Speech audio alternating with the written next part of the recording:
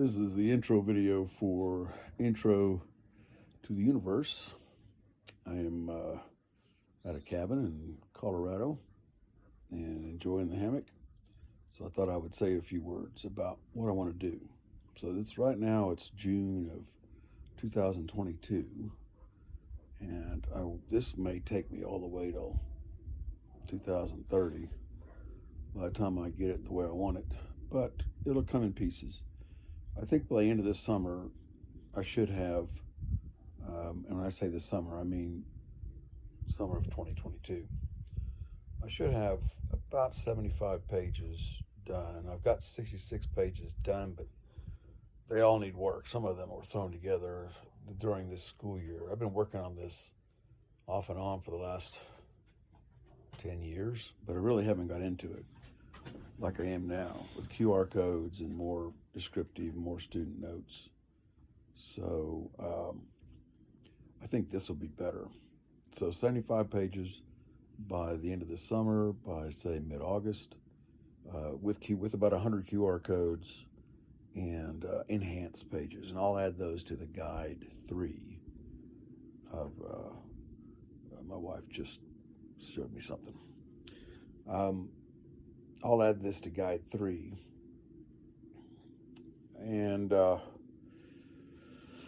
yeah, so it ought to be good. I mean, I'm enjoying doing it. I think it's good for if you're kids or you're in college or even in high school and you're looking for a supplement to your physics program, or if you don't have access to a physics program and your books are too boring to you and YouTube videos are okay, but they're not organized maybe the way you want it.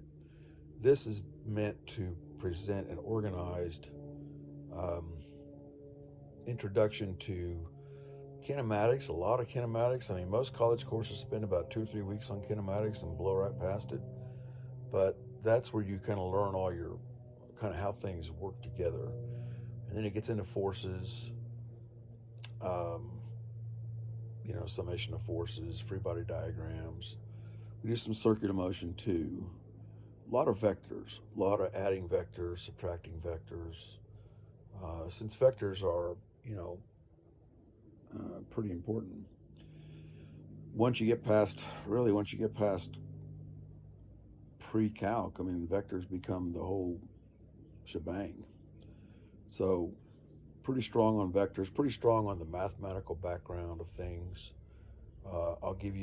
I will do remedial work in just basic algebra 1, isolating variables, a lot of trig, of course, and calculus. We'll do work in calculus. So if you don't, even if you're, say, I guess this is designed for a student that is a high school student, or it could be an adult, but you could be as